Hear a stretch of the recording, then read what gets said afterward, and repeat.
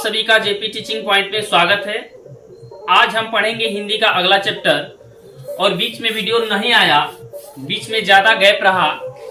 इसके लिए आप लोगों को जो अगला प्लेटफॉर्म है इसके बारे में जल्दी से हम आप लोग को वीडियो प्रस्तुत करेंगे और ये विश्वास करते हैं कि यदि वीडियो को स्टार्ट किए हैं तो अंत भी कीजिए और चैनल को सब्सक्राइब नहीं किए तो लाल बटन है उसको सब्सक्राइब कर लीजिए ताकि कोई भी वीडियो मैं अपलोड करूं तो आपके पास पहले पहुंच जाए। तो आज हम लोग का टॉपिक होगा शब्द रचना। और शब्द रचना से पहले मैं बता दूं कि वर्ण रचना के बारे में हम लोग पढ़ चुके हैं। जो हिंदी पढ़ने का सबसे पहले मूल होता है, बेसिक चीज होता है। तो वर्ण के बारे में हम लोग पढ़ चुके हैं कि वर्ण किसे कहते हैं, तो मुख से निकलने वाली प्रत्येक सार्थक ध्वनि को वर्ण कहते हैं। वर्ण के प्रकार हम लोग पढ़े हैं कि वर्ण के कितने प्रकार होते हैं, तो कई प्रकार के वर्ण उच्चारण स्थान के आधार पे पढ़े हैं, वाय संवेग के आधार पे पढ़े हैं और तरत्व के आधार पे पढ़े हैं। तो ठीक उसी प्रकार से आज हम जानेंगे शब्द रचना के बारे में। तो जब वर्ण की परिभाषा जान चुके हैं कि वर्ण किसे कहते हैं, तो शब्द के बारे में भी जाने कि शब्द किसे कहते हैं। तो वर्णों का एक ऐसा मेल जो सार्थक अर्थ प्रकट करता हो वो शब्द होता है। क्या होता है? शब्द होता है कि वर्ण का ऐसा मेल जो सार्थक अर्थ प्रकट करता हो वो शब्द कहलाता है। जैसे कि यहाँ पे वर्णों के सार्थक संघात को शब्द कहते हैं। मतलब वही हुआ, एक ऐसे वर्ण का समूह बनाएंगे जिसका कुछ ना कुछ मतलब होना चाहिए। जैसे कि राम है, श्याम है। राम में भी कम से कम 2 वर्ण है, श्याम में भी 3 वर्ण है, मोहन है, सोहन है और कमल है। इसका कुछ ना कुछ मतलब है। जब मैं राम का ये उदाहरण दे रहा हूं तो ये हम जानते हैं कि किसी न किसी व्यक्ति का नाम है। जैसे यहाँ पे कमल है तो कमल का उदाहरण है कि कमल 3 लेटर है, 3 वर्ण है। तीनों को हमने जब सजाया है, मिलाप किया है तो इसका कुछ ना कुछ मतलब निकल रहा है। यदि इसी को हम घुमा देते कमल के जगह पे, यदि हम लिख देते यहाँ पे मो को और ल, तो मकल, इसका कोई मतलब नहीं है, कोई अस्तित्व नहीं है। तो कह सकते हैं कि वर्णों का ऐसा समूह जो हमें सार्थक अर्थ करे उसको हम क्या कहते हैं? वर्ण का शब्द कहते हैं। और शब्द रचना के बारे में हम लोग पढ़ रहे हैं। तो अब जानेंगे शब्द रचना का अगला भाग, जानेंगे कि शब्द के भेद कितने होते हैं। तो बता दें मित्रों कि शब्दों के रूप जो होते हैं एक 2 प्रकार के होते हैं। शब्दों का वर्गीकरण 2 रूपों में किया जा सकता है। कितने रूपों में किया जा सकता है? 2 रूपों में किया जा सकता है। जैसे कि पहला है सार्थक शब्द और दूसरा निरर्थक शब्द। तो अब हम जानेंगे कि वाकई ये सार्थक शब्द क्या है, सार्थक शब्द किसे कहते हैं। तो जान ले, सार्थक शब्द का मतलब होता है कि ऐसा शब्द जिसका कुछ न कुछ अर्थ हो वह सार्थक शब्द कहलाता है। जिन शब्दों का अर्थ होता है ऐसे शब्दों को सार्थक शब्द कहते हैं। क्या कहते हैं? सार्थक शब्द जिसका कुछ न कुछ मतलब होता है। जैसे यहाँ पे हमने लिखे गंगा, यमुना, सूर्य, चंद्रमा, पृथ्वी आदि।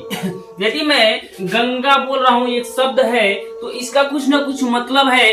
किसी न किसी का ये नाम है, यमुना है, सूर्य है, सूर्य कुछ न कुछ है और ऐसा वर्ण का समूह है, ऐसा शब्द है जिसका कुछ अर्थ निकलता है।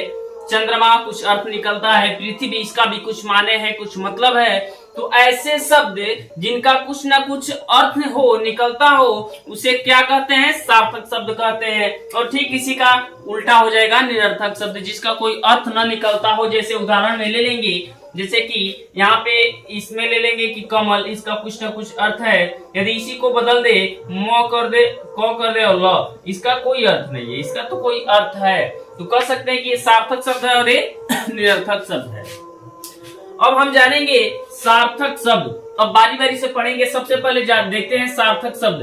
तो सार्थक शब्द को भी कई भागों में बांटा गया है। तो जानते हैं कि सार्थक शब्द के कितने भेद होते हैं, उसको बारी बारी से स्टडी करेंगे। तो आइए जानते हैं अगले पेज में सार्थक शब्द के। जैसा कि हम लोग पीछे देखे हैं, इस पेज में शब्द रचना में सार्थक शब्द और निरर्थक शब्द इसके पिछले पेज में पढ़े हैं।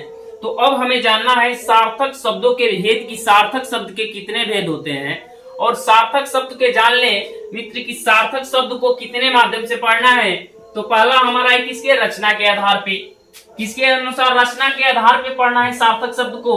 दूसरा आपका हो जाएगा उत्पत्ति या जन्म के आधार पे सार्थक शब्द क्या होता है, अर्थ के आधार पे सार्थक शब्द क्या होता है, और काव्य शास्त्रीय अर्थ के आधार पे सार्थक शब्द क्या होता है, और फिर देखेंगे विकार या प्रयोग के आधार पे सार्थक शब्द क्या होता है। तो इस वीडियो में हम लोगों ने शब्द के बारे में जाना शब्द किसे कहते हैं, शब्द के कितने भाग होते हैं। तो शब्द को सार्थक शब्द और निरर्थक शब्द दो भाग होते हैं, सार्थक और निरर्थक शब्द। सार्थक शब्द क्या होता है, जिसका कुछ ना कुछ अर्थ होता है, बस इतना जानिए कि जिसका कुछ ना कुछ अर्थ होता है वो आपका सार्थक शब्द कहलाता है, और जिसका ठीक इसी का उल्टा निरर्थक शब्द होता है। अब आप लोगों ने देखा कि सार्थक शब्द को कितने भागों में बांटा गया है, कितने भेद होते हैं सार्थक शब्द के। तो रचना के आधार पे पढ़ना है सार्थक शब्द क्या होता है, उत्पत्ति के आधार पे, अर्थ के आधार पे, काव्य शास्त्रीय अर्थ के आधार पे, और विकार या प्रयोग के आधार पे।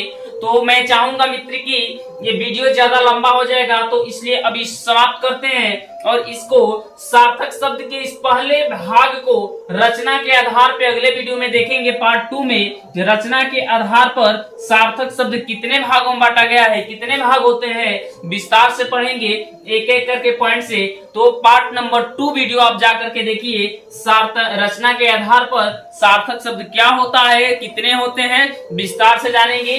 तो वीडियो देखने के लिए धन्यवाद। आप लोग देखते रहिए, चैनल को सब्सक्राइब कर लीजिए। और सार्थक शब्द पार्ट 1 रहा शब्द रचना का, और पार्ट 2 में आप देखेंगे जाकर के रचना के आधार पर सार्थक शब्द क्या होता है। फिर अगले वीडियो में उत्पत्ति या एक एक बारी बारी से करके पढ़ाएंगे। धन्यवाद। जय हिंद, जय भारत।